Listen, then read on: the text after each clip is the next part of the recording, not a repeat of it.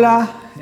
¿cómo están? Este es el programa del periódico Regeneración que se transmite por la 4TV. Recuerden suscribirse a la 4TV, denle like a este programa, denle like a todos los programas, compártanlos, manden los enlaces por las redes sociales, en Facebook, en WhatsApp, en donde ustedes quieran y pues hagamos esta comunidad cada vez más grande. Hoy, bueno, pues tenemos un programa pues con muchísima información. Vamos a hablar de las reformas, cómo van las reformas constitucionales que Morena y sus aliados, que la presidenta Claudia Sheinbaum han planteado, en qué momento van, cuáles han sido las críticas de la oposición, los intentos de la derecha de manchar los procesos que se han dado, pues que son procesos democráticos. De eso vamos a hablar y bueno, pues también vamos a tener las secciones que siempre tenemos con Dani Campero, con el Mayo,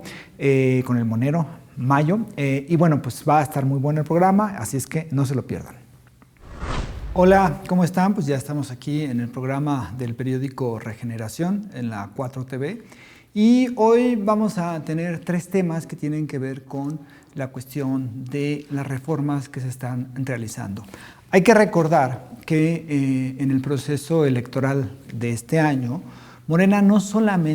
y sus aliados no solamente ganaron la presidencia de la República con una cantidad de votos histórica. Claudia Sheinbaum, nuestra actual presidenta, pues obtuvo votos que jamás ningún candidato en la historia de México había obtenido en esa cantidad. Y bueno, pues lo que tenemos es que además de ese triunfo en el proceso electoral presidencial, también se logró, Morena y sus aliados lograron la mayoría calificada tanto en la Cámara de Diputados como en la Cámara de Senadores. ¿Esto qué significa para este contexto político en el cual estamos viviendo? Que Morena puede, con sus votos, lograr la mayoría calificada y aprobar las reformas constitucionales que se han planteado y que se plantearon desde febrero de este año y que la presidenta Claudia Sheinbaum, cuando era candidata a la presidencia, hizo suya, ¿no? Propuestas de reformas constitucionales del el expresidente Andrés Manuel López Obrador y propuestas de la presidenta ahora Claudia Sheinbaum. Entonces, dentro de esas propuestas constitucionales, dentro de estas modificaciones a la Constitución, una de las más importantes es la reforma judicial, ¿no? Son los cambios que se hacen a la reforma judicial. En la reforma judicial no solamente es la elección democrática, la elección popular de jueces, magistrados y ministros, sino que también implica otro tipo de cosas, ¿no? Por ejemplo, que ya no puede echarse atrás unas reformas constitucionales por la Suprema Corte de Justicia, sino que se le da ya esa prioridad al Congreso de la Unión, a la Cámara de Diputados, a la Cámara de Senadores. También se agilizan las sentencias, es decir, que se va a tener entre 6 y 1 año para que se emitan sentencias y entonces esto implica que la justicia y los procesos de justicia en este país sean mucho más rápidos, que no haya necesidad de esperar años para que se dicte una sentencia. Y bueno, pues esta reforma también implica una política de austeridad, que ya el Poder Judicial no maneje fideicomisos, que no es su función manejar fideicomisos. Entonces, también hay un cambio administrativo, se elimina el Consejo de la Judicatura, se crea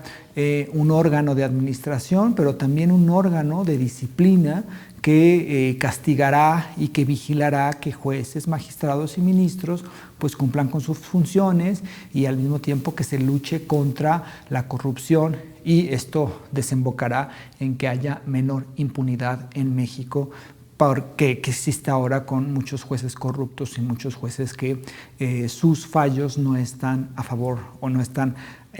con el derecho, sino que están con intereses de unos grupos, ¿no? Entonces, esta reforma al Poder Judicial ha causado molestias en grupos de poder que consideraban al Poder Judicial, en grupos que consideraban al Poder Judicial como suyo, ¿no? En lugar de ser un Poder Judicial que abonara a la justicia, que fuera un poder judicial cercano al pueblo, cercano a todos los lineamientos jurídicos, pues era un poder que en realidad estaba apropiado, se había sido apropiado por un grupo político, por un grupo de poder, por un grupo de intereses que nada tenían que ver ni con el pueblo ni con la impartición de justicia. Entonces, por supuesto que esto genera muchísimas críticas de este grupo de poder y está muy desesperado este grupo de poder por impedir la reforma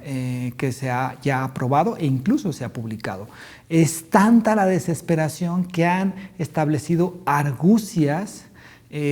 acciones leguleyas, acciones que son realmente absurdas, como una jueza de Veracruz que obliga a la presidenta Claudia Sheinbaum a eliminar del diario oficial de la Federación los cambios constitucionales en materia judicial. Es algo que no se puede porque en realidad es un absurdo jurídico, pero ese tipo de acciones han hecho estos grupos de poder para impedir la reforma al Poder Judicial, lo cual pues ya está aprobada, está publicada y ya no se puede hacer absolutamente nada. Por eso, desde Morena, desde el movimiento que encabeza hoy la presidenta Claudia Sheinbaum, pues se ha tratado de explicar que esto es absurdo, ¿no? Que es decir, que no se puede echar atrás una reforma que ya ha sido aprobada por el Poder Legislativo. Y en este sentido, pues hay una intensa campaña de desprestigio a la reforma al Poder Judicial. Hay varios discursos que se han manejado desde los medios de comunicación tradicionales, desde estos medios que están en manos de ciertos grupos de interés que están en contra de la reforma al Poder Judicial, y se dice que con esta reforma se va a eliminar la democracia, que ya no va a haber democracia, que la presidenta va a ser una presidenta autoritaria, que ya no hay equilibrio de poderes entre los distintos poderes de la Unión, el Poder Ejecutivo, el Poder Legislativo y el Poder Judicial, que ahora ya todo va a estar en el Poder Ejecutivo, que es un riesgo para la nación que se apruebe esta reforma al Poder Judicial, que los nuevos jueces o que los jueces o que las personas que sean electas como jueces, magistrados y ministros no van a tener experiencia, que van a obedecer los designios de Morena o de la presidenta. Esto es completamente falso,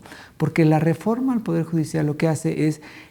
establecer un proceso democrático donde la gente, donde el pueblo de México va a poder elegir a las personas juzgadoras, va a poder elegir a los jueces, a los magistrados y a los ministros. Y al ser elegidos por la gente, no van a depender o no van a obedecer a otros intereses que no sean los intereses populares, que no sean los intereses de la gente. Y además hay un proceso importante para que las personas que quieran participar en este proceso electoral pues cumplan con ciertos requisitos, que sean abogados, que tengan calidad ética, que tengan experiencia, y estas posibles personas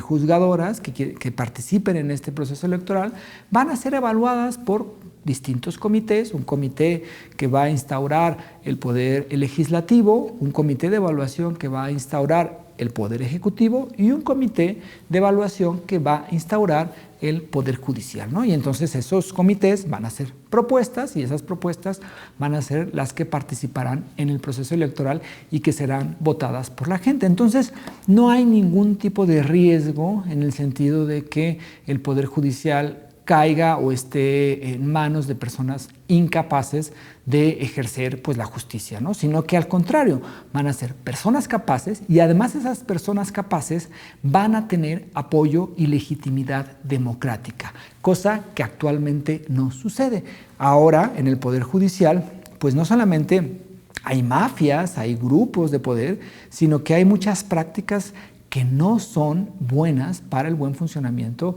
de la justicia en México. Por ejemplo, hay personas, magistrados, que tienen en la nómina a más de 30, 40 personas de su parentela. O sea, es decir, esto es inadmisible porque ponen a su cuñado, a su esposa, a su hijo, a su sobrino, en fin, y entonces van ahí cooptando espacios dentro del Poder Judicial. Eso se va a eliminar porque ya no va a ser posible, ¿no? También está esta cuestión, y es otra de las cuestiones que maneja la reforma al Poder Judicial, que los sueldos de los magistrados, de los ministros y los jueces no van a ser mayores al sueldo que recibe la Presidenta de México, que ya en realidad es una ley y que en este momento, pues, de cierta forma opera en la ilegalidad, porque los ministros de la Suprema Corte de Justicia reciben entre salarios, prestaciones, privilegios, prácticamente 700,000 pesos al mes. 700,000 pesos al mes a un ministro. A los 11 ministros se les paga esa cantidad. Con la reforma, pues estos sueldos van a reducirse y tanto estos ministros como los magistrados y los jueces pues van a cobrar menos recursos y eso va a significar un ahorro en el Poder Judicial. Entonces, la reforma que ha sido atacada por la derecha, que ve que pierde ese espacio,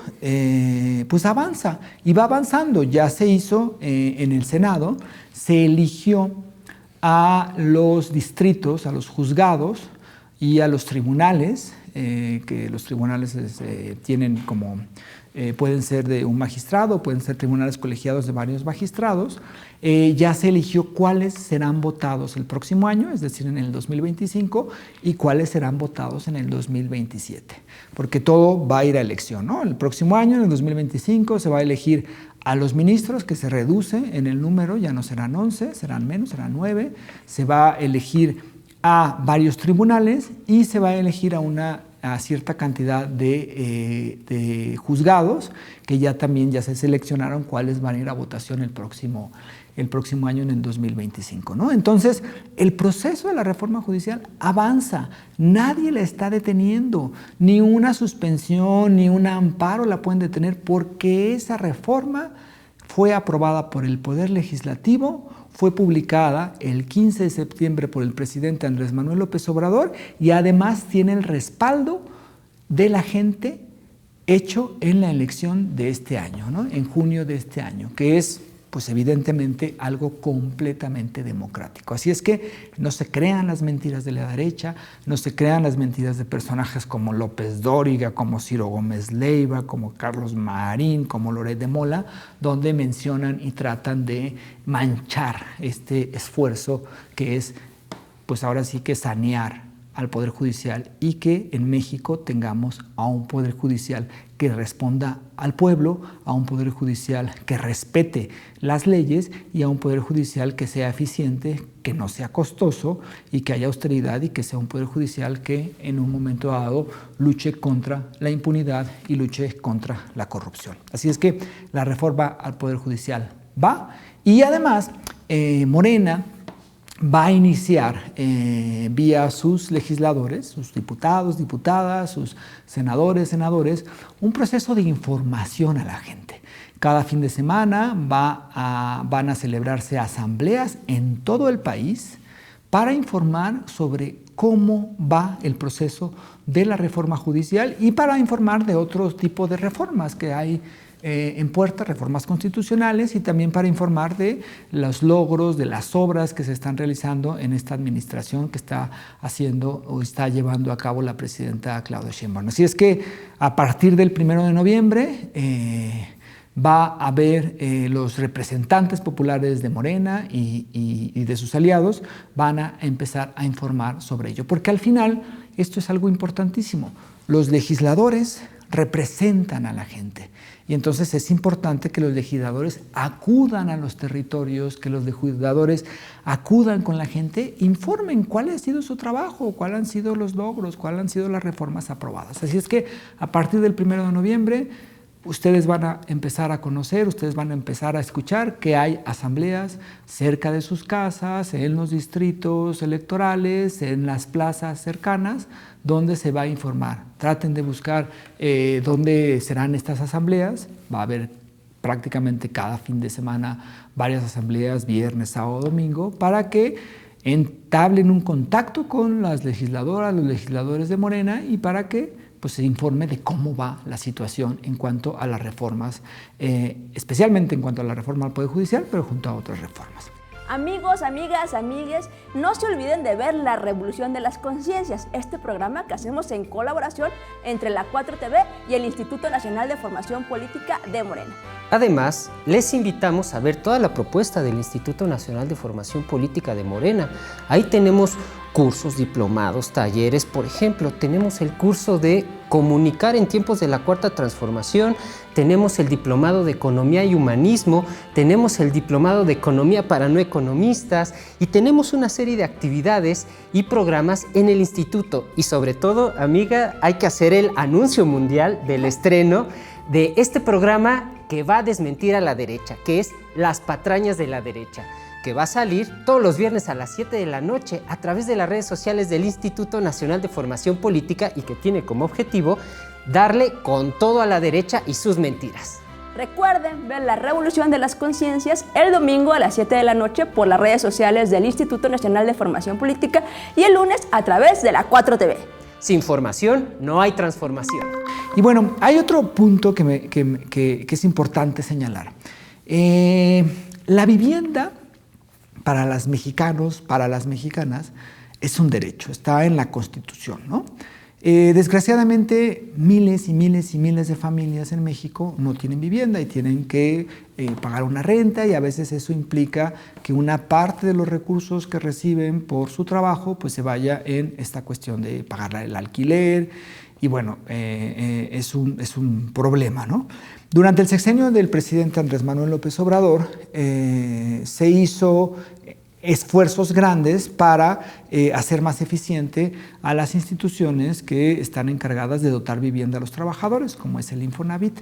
Y estos esfuerzos pues ya han empezado a tener resultados, con la cuestión de que pues hubo una mayor cantidad de préstamos para adquirir vivienda, de que se facilitaron las cosas. Y ahora, en el sexenio de la presidenta Claudia Sheinbaum, es decir, en el segundo piso de la transformación, se está proponiendo, y se hizo una propuesta que en realidad también fue una propuesta, una reforma constitucional que planteó el presidente en febrero de este año, y es que el Estado tenga ya la capacidad de construir viviendas para los trabajadores. Y esto a precios pues justos, y donde pues haya muchas facilidades, y además que sean viviendas justas, ¿no? Viviendas dignas, viviendas habitables, porque durante mucho tiempo el Infonavit empezó a hacer viviendas, pero eran viviendas pues invivibles, ¿no? En condiciones muy precarias, con mucho faltantes, ¿no? En zonas muy alejadas y en situaciones donde estaba la corrupción, ¿no? En los gobiernos del PRI, en los gobiernos del PAN, incluso en el gobierno de Vicente Fox, de 2000 a 2006, se supone que hubo una gran construcción de viviendas, pero eran viviendas pues, que no eran dignas para la gente, ¿no? Y que después la gente terminó abandonando esas viviendas porque simplemente las condiciones en las cuales se las entregaron eran verdaderamente terribles. Además de escándalos de corrupción, porque los hijos de la esposa del presidente, bueno, del expresidente Vicente Fox, se encargaron de esa cuestión, y fue un verdadero nido de corrupción. Entonces ahora, a partir de una reforma constitucional que ya fue aprobada, pues el Estado va a poder construir viviendas, algo que no podía hacer. Es decir, el Estado ya sea que va a formar una empresa constructora y entonces va a empezar a construir viviendas para los trabajadores. Esto tiene muchos beneficios porque, por un lado, el Estado se transforma como un Estado, como un gobierno que produce, que genera empleos, porque va a haber una empresa que va a requerir trabajadores de la construcción para que esos trabajadores de la construcción construyan las viviendas, y además se va a hacer un esquema para que se pueda acceder a esas viviendas. Y no solamente los derechohabientes, los que tienen, por ejemplo, Infonavit, sino también para personas que no tienen esos derechos, que no tienen esos derechos, pero que necesitan una vivienda. Entonces, este plan de viviendas y esta reforma de vivienda, pues permite al Estado construir viviendas, y esto va a generar empleos y va a generar, en un momento dado, pues que la gente pueda acceder a una vivienda digna. O se ha anunciado, por ejemplo, ya se inició con la aprobación de la reforma, ya se inició un programa, lo anunció la presidenta el pasado viernes en Baja California Sur, donde, bueno, pues anuncia una gran construcción de viviendas en esta zona de Baja California Sur, Los Cabos y todo ello, para que haya viviendas dignas para los trabajadores. En esa conferencia de prensa de este viernes, la presidenta dijo, pues, ¿por qué iniciamos aquí en Baja California este proceso de construcción de viviendas? Porque dice la presidenta, cuando se llega al aeropuerto y se empieza a recorrer, digamos, a la zona turística, pues que se pasa por zonas donde hay viviendas de construcciones que son indignas para vivir, ¿no? Y después uno se llega a esas grandes zonas hoteleras donde una habitación de un hotel pues es impagable para muchísimas personas, y además cuesta en dólares, y generalmente pues acuden o potentados o gente muy pudiente de México o un turismo extranjero, ¿no? Y las condiciones en las cuales viven las personas que trabajan en esos hoteles son pues condiciones muy precarias. Entonces ahí se va y se inicia un programa para que se construyan viviendas para personas, tanto derechohabientes del Infonavit como personas que no tienen estos beneficios, y por lo tanto pues eso va a impactar positivamente. Y eso es parte de la justicia, porque uno de los principios de la Cuarta Transformación es terminar con las grandes desigualdades que existen en México, en donde unas personas pueden tener todo, pueden acceder a todo porque tienen los recursos, y una mayoría no pueden tener acceso a eso. Entonces, el eje central de esta Cuarta Transformación es lograr la justicia y lograr que la gente viva con mayor bienestar, y que no solamente unos cuantos pocos tengan ese bienestar. Entonces, es una reforma muy importante, y es una reforma que es fundamental para el bienestar de la gente, ¿no? Y bueno, hay otras reformas que se han aprobado, como por ejemplo una nueva reforma en materia administrativa para Pemex y para la Comisión Federal de Electricidad, en donde vuelven a ser empresas públicas, porque tenían un esquema donde eran empresas ya no necesariamente públicas, sino que se les llamaba de otra forma y tenían otro sistema. Ahora regresan esas empresas a ser realmente públicas, realmente del Estado, y además pues eso va a beneficiar a la gente porque regresan, digamos, a manos del pueblo, esas empresas que durante muchísimos años se les trató, por un lado, se les desmanteló, Pemex y la Comisión Federal de Electricidad, e incluso la Compañía de Luz y Fuerza del Centro, que Felipe Calderón la desapareció. Esas empresas las desmantelaron durante mucho tiempo para después venderlas como chatarra, para después privatizar toda la industria energética del país, para decir y para tratar de convencer a la gente que esas empresas no servían, que esas empresas no tenían finanzas sanas, que esas empresas no habían apoyado al desarrollo del país, y entonces como no apoyaban, pues hay que privatizarlas. El negocio energético, en el caso mexicano, pues es una gran riqueza la que tenemos en cuanto a petróleo, en cuanto a generación, pues la industria eléctrica es muy fuerte, y pues eso debe de regresar al Estado, porque además pues eso permite una mayor justicia, y eso permite, por ejemplo, que las tarifas de la luz puedan ser controladas desde el propio Estado para beneficio de la propia población, y no como en otras naciones que la generación y la distribución de energía eléctrica dependen de los privados, y los privados ponen el precio que ellos quieran. Eso sucedió hace unos años en varios países de Europa, cuando fue esta crisis energética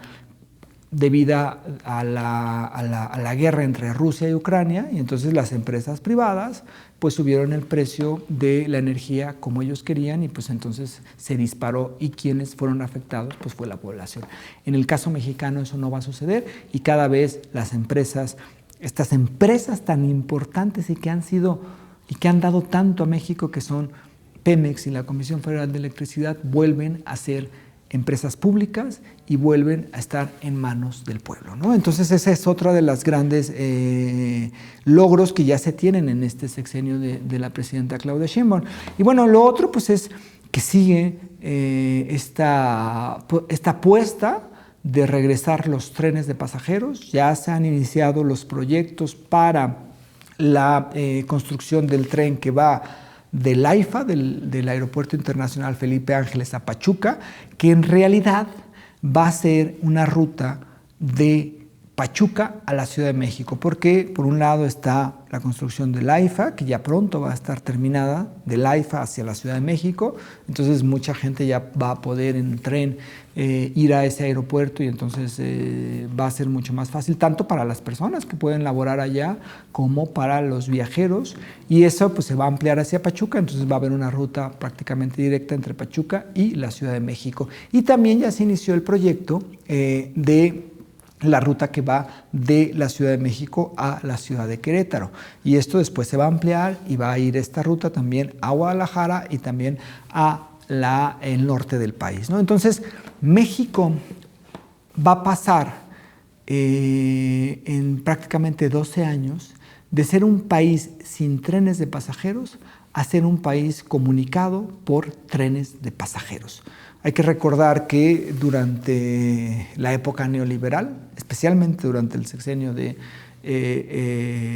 Ernesto Zedillo, los trenes de pasajeros se les regalaron a las empresas privadas decidieron ya no invertir en ellos, y los trenes de pasajeros prácticamente desaparecieron. Solo había unas rutas turísticas, y ahora pues en estos 6 años del presidente López Obrador ya se construyó el tren interoceánico, se construyó el tren Maya, prácticamente se concluyó el tren que va del AIFA, que además se construyó también en el sexenio de López Obrador, a la Ciudad de México, se concluyó el tren que va de Toluca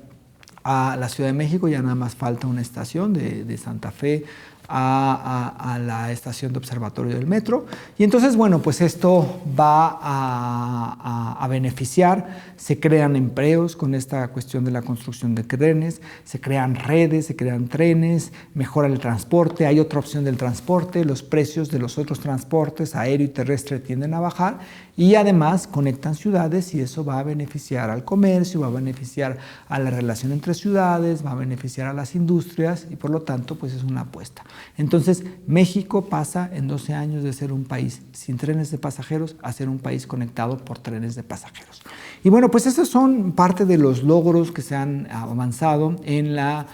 el sexenio ya de la presidenta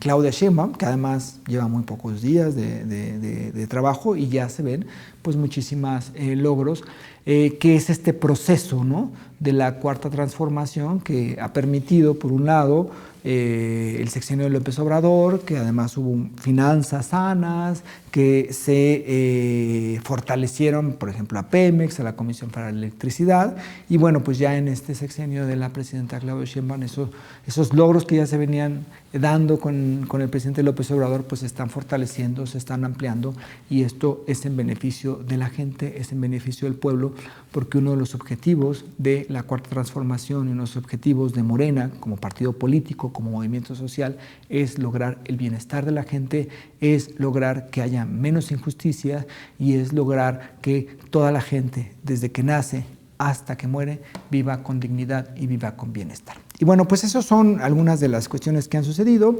en estos días. El periódico Regeneración ya está pronto a salir una nueva edición, y además viene un proceso muy interesante para el periódico Regeneración, porque a partir de la organización en Morena,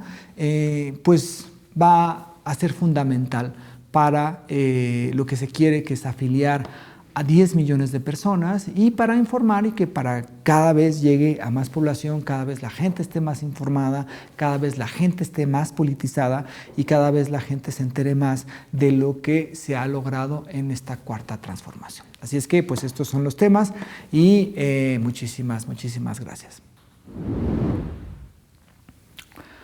Vamos ahora con la sección del Mayo Monero, que bueno, pues él elige los cartones que a él le parecen más interesantes, que le parecen más finos en el humor y pues los presenta y los explica, así es que vamos con la sección de Mayo Monero. Bienvenidas, bienvenidos y bienvenides a los mejores cartones por el periódico Regeneración. La semana pasada se efectuó el juicio en contra de Genaro García Luna, exsecretario de Seguridad de Calderón, por el cual fue sentenciado a 38 años de prisión por narcotráfico. Por eso tenemos este gran cartón del Monero Hernández, en el cual presenta al capo y a su sombra Felipe Calderón, sentenciado por el juez Brian Cogan, quien le dice: usted lleva una doble vida. La doble vida que menciona el juez hace referencia directa al expresidente Espurio, por entablar la farsa de la guerra en contra del narco, que en realidad fue una guerra entre cárteles de la droga en donde García Luna trabajaba directamente para uno de ellos. En ese sentido, tal vez conviene recordar para ejemplificar esta simbiosis criminal entre el exmandatario panista y su secretario de Seguridad, las palabras que el expresidente de Francia, Nicolas Sarkozy, le dedica a este par, diciendo que el imputado parecía quien mandaba en esa relación. Y para continuar con este hilo de ideas, tenemos en otro cartón del Monero Rapé que presenta a Calderón diciendo: lo volvería a hacer y con una calavera de fondo. Esto haciendo referencia a la entrevista que Ciro Gómez Leiva le realizó, en la cual Calderón afirma que nunca tuvo pruebas de que Genaro García Luna estuviera metido en el narcotráfico y que a pesar de los sangrientos resultados dejados en su sexenio y de la sentencia de 38 años, volvería a realizar los mismos actos. Esto demuestra el cinismo y la nula sensibilidad de Calderón ante las víctimas de su montaje de la llamada guerra contra el narco y de lo que él llamó en su momento daños colaterales. Y ya para concluir tenemos este gran cartón del maestro Fisgón Monero, en donde dibuja a Salinas Pliego en complicidad con un juez que representa al Poder Judicial. El empresario dueño de TV Azteca dice: estamos en un nivel mucho más avanzado de los gobiernícolas, porque el que tranza no avanza. Hay que recordar que Salinas Pliego se ha negado a pagar impuestos y sus deudas en Estados Unidos. La protección que ha recibido por parte del Poder Judicial en México ha ocasionado que empresas del imperio demanden al Estado mexicano ante la inactividad del corrupto Poder Judicial, que en este momento está buscando por todos los medios no cumplir la Constitución. Por eso mismo le exigimos a la derecha que no quiera ganar con trampas en el escritorio lo que perdieron en las urnas. Y así hemos llegado al final de nuestra sección de los cartones de Regeneración. Nos vemos la próxima semana y sigamos construyendo el segundo piso de la cuarta transformación. Ahora vamos con la sección de Dani Campero y ella ya saben que hace un análisis de las noticias falsas, de la guerra sucia que la derecha en sus medios de comunicación difunde y bueno, pues ella elige cuáles son las noticias más falsas, cuáles son los ataques más constantes, cuáles son, pues digamos, lo que hace la derecha en sus medios de comunicación. Así es que vamos con esta sección y está muy buena. Bienvenidos a esta sección dentro del periódico Regeneración, en donde nos dedicamos a desmentir a la derecha, que en su vulgar costumbre insiste en presentar noticias falsas para intentar confundirnos. Y hablando de eso, pensaríamos que somos la misma sociedad del 2006 o qué está pasando. Así como quisieron meter a la cárcel en su momento a Andrés Manuel López Obrador y solo lograron desaforarlo, la derecha rancia de este país insiste en querer pasar por encima de la voluntad popular. Y ahora, hasta en la locura más alucinante, insinúan que nuestra presidenta, la doctora Claudia Sheinbaum Pardo, está en desacato, violando la ley, cuando todos sabemos que el pueblo ya votó y la reforma al Poder Judicial es una ley vigente y como tal debe ser acatada. Los que sí se han sobrepasado en sus atribuciones y han caído en excesos para beneficiar a algunos y perjudicar al pueblo de México es precisamente el Poder Judicial. Y para muestra, veamos algunos ejemplos. En México, de las 21,000 personas en centros federales, poquito más de 6,000 no tienen sentencia. Veamos un ejemplo. En el Cerefeso número 16 femenil de Morelos, el 32% de las 1,000 mujeres han estado en prisión entre 9 y 12 años esperando su juicio. Claramente son mega eficientes en expedir la justicia. Por otro lado, el Poder Judicial ha emitido numerosos amparos contra leyes y políticas públicas en beneficio de la mayoría. Por ejemplo, se han pronunciado y dictado amparos contra la ley de la industria eléctrica, contra la Guardia Nacional y el Tren Maya. Y no nos debe de sorprender que haya emitido 717 amparos contra la extinción de sus millonarios y escandalosos fideicomisos, que como recordamos todos, expusieron cómo el pueblo de México les pagamos no solo un sueldo millonario, sino una vida llena de lujos y despilfarros. En el ámbito electoral, a pesar de que la ley prohíbe la intromisión del Poder Judicial, la ministra Norma Piña convocó una cena privada con figuras políticas destacadas del PRI y el PAN, lo que generó controversia, por decir lo mínimo, ya que esto era previo a las elecciones presidenciales. En 2024, un juez intentó obligar al Tribunal Electoral a designar magistraturas vacantes, pero esto fue rechazado por considerarse inconstitucional. Además, se admitieron recursos que podrían alterar la asignación de diputaciones plurinominales. Todos recordaremos que cuando la doctora Claudia Sheinbaum ganó con una aplanadora de 36 millones de votos, también se ganó la mayoría calificada y se inventaron el cuento de la sobrerepresentación del pueblo de México. Y eso no es todo. Sigamos con más ejemplos de los excesos y la corrupción en el Poder Judicial. La selección de jueces también ha estado marcada por la corrupción. Se han vendido exámenes de oposición y los concursos son frecuentemente, por no decir siempre, impugnados por favoritismos. Un 49% del personal del Poder Judicial tiene al menos un familiar trabajando en la institución, lo que refuerza el nepotismo. El 85% de los magistrados y el 67% de los jueces tienen familiares en el Poder Judicial de la Federación.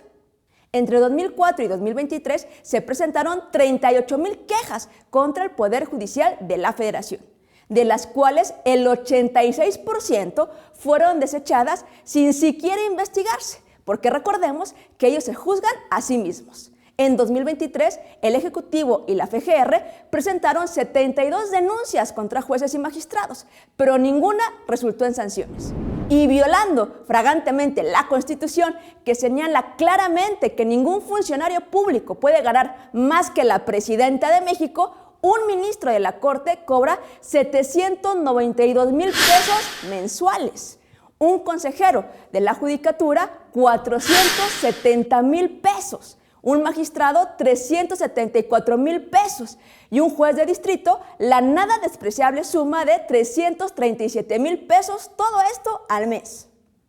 Entre agosto y septiembre de 2023, el paro del Poder Judicial de la Federación causó la cancelación de más de 12,000 audiencias y el retraso de un 56% de apelaciones sin resolución, mientras que los trabajadores continuaron recibiendo su salario. Y esto es solo una pequeña muestra de los excesos del podrido Poder Judicial. Los que violan la ley son los grandes perfiles de este poder. No hay recurso legal que permita a los miembros del actual Poder Judicial desconocer la decisión que el pueblo de México tomó en manos de su mayoría parlamentaria. Estamos viendo, compañeras, compañeros y compañeras, que no bastó que saliéramos a votar más de 36 millones por la continuidad de este proceso de transformación. Esta pandilla está dando patadas de ahogado e intenta desestabilizar al país, simplemente porque sus privilegios se han visto trastocados. No permitamos que la desinformación avance y apoyemos en redes sociales y en nuestra cotidianidad que nosotros ya votamos, la reforma ya es una ley vigente y lo que sigue es comenzar con los preparativos para en el 2025 votar por jueces, magistrados y ministros que realmente representen al pueblo de México. Nos vemos en el próximo Regeneración y recordemos que sin formación no hay transformación. La revolución de las conciencias solo avanzará si construimos en la colectividad del beneficio de las mayorías. Pues muchísimas gracias aquí en su programa del periódico Regeneración. Recuerden que el periódico Regeneración ya pronto va a salir, ya lo van a poder descargar de la página de Morena, de la página del Instituto Nacional de Formación Política y recuerden darle like a este programa, recuerden suscribirse al canal de la 4TV, recuerden compartir los enlaces de la 4TV y bueno, pues nos veremos en el próximo programa del periódico Regeneración.